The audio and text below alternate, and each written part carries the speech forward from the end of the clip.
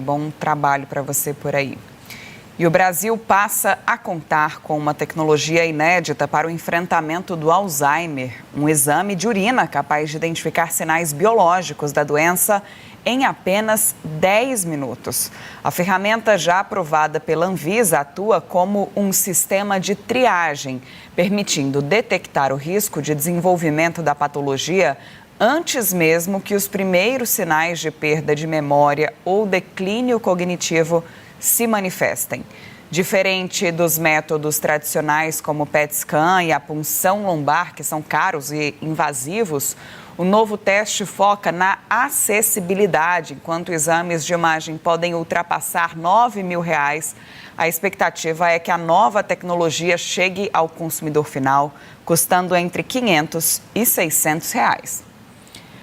E vamos aprofundar este assunto. A gente recebe aqui no News Sábado a doutora Melissa Castelo Branco, que é neurologista, especialista em distúrbios cognitivos. Doutora Melissa, bem-vinda. Obrigada pela sua participação com a gente. Bom dia. Obrigada a vocês. Obrigada a vocês pelo convite. Doutora, um teste rápido de urina pode indicar o risco de Alzheimer décadas antes dos primeiros sintomas. O que esse avanço representa para o diagnóstico da doença? O que isso representa para a medicina como um todo, né? Na verdade, a gente tem que pensar que Alzheimer era uma doença que a gente detectava só com os primeiros sintomas já. A doença já estava ali presente, a funcionalidade do paciente já estava apresentando uma piora da funcionalidade. Hoje a gente já sabe que com esses testes, esse teste serve como uma triagem. É o momento da gente ver antes da doença. Antes da doença existir, a gente vê alguns sinais de que essa proteína beta-amiloide está sendo fixada no cérebro e podendo causar a doença de Alzheimer.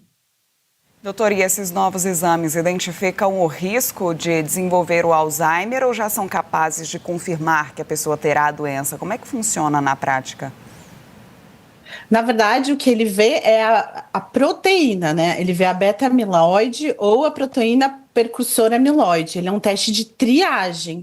Ele vê que se você tem essa proteína ou não. Ele não serve como diagnóstico definitivo de maneira nenhuma. Ele é um teste de triagem. Por isso, até a indicação dele ser feito apenas por médicos especializados, essa indicação, né? Porque a gente tem um diagnóstico ali positivo ou negativo. Cabe ao médico interpretar esse resultado. A partir desse resultado, né, se o Alzheimer ou o indicativo de uma possibilidade de desenvolvimento de um futuro Alzheimer for identificado muito antes dos sintomas, existem intervenções que podem ser adotadas para retardar ou reduzir a progressão da doença? Hoje a gente sabe que 60% dos riscos são modificáveis para a doença de Alzheimer, né? Existe um estudo grande feito no Brasil, muito importante, que mostrou que mesmo você com a genética positiva, com a idade avançada, 60% desses fatores são modificáveis. O que são esses fatores? Controle do sono, controle das alterações auditivas, da alteração visual, depressão, não beber, fazer atividade física. Então, se você juntar cada um desses fatores de risco, você consegue mudar a doença em quase 60% dos sintomas, o que é um grande avanço. Então, independente de resultados positivos ou não, a gente tem que mudar, são esses fatores de risco mesmo. Agora, doutor, esses testes têm potencial para mudar a forma como o Alzheimer é diagnosticado. A senhora já disse que ele não substitui exames mais complexos ou invasivos, né? Esses exames mais especialistas, né, mais especializados, ainda devem ser vistos como ferramentas extremamente importantes no diagnóstico. Sim, são testes de, como eu vou repetir novamente, de triagem, né? Eu sempre fico preocupada da população, todo mundo sair correndo e querendo fazer testes agora para ver se ela tem a doença. O teste positivo não é confirmatório da doença, ele é confirmatório de você ter essa proteína ali anormal. Essa proteína pode ser que nunca desenvolva a doença. Mas Agora, pode ser que ela leve a ter alguma doença. Então, a gente tem que ver com bastante parcimônia os resultados. eles são grandes ferramentas para a gente ter esse diagnóstico precoce, né? Conseguir fazer intervenções precoces, mas nunca como um marcador de doença. Quais são os sinais de alerta, doutora?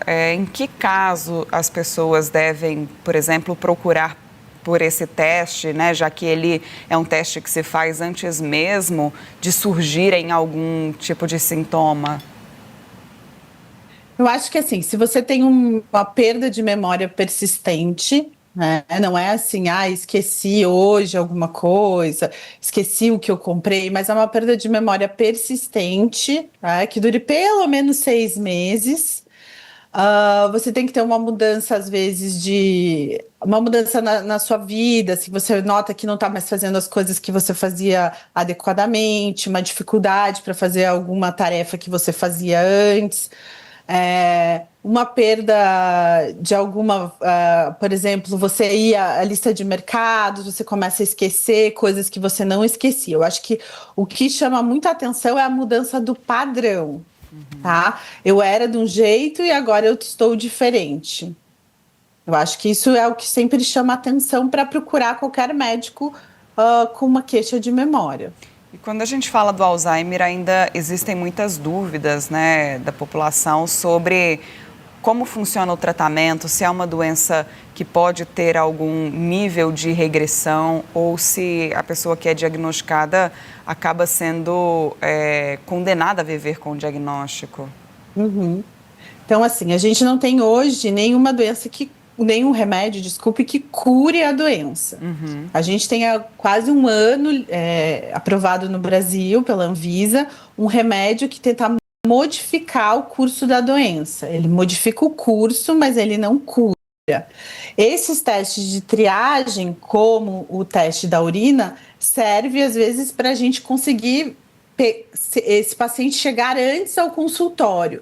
O que tem acontecido ainda, acreditem se puder, que os pacientes ainda chegam muito tarde ao consultório, já com a doença de leve para moderada. A gente tem que tentar achar esses pacientes antes que a doença se instale, não quando ela já está numa doença leve a moderada. Por isso esses testes de triagem são tão importantes. Doutora Melissa Castelo Branco, neurologista especializada em distúrbios cognitivos. A gente agradece muito a sua participação aqui no Jornal do SBT News. Muito obrigada, bom dia. Obrigada a vocês, bom dia. E a primeira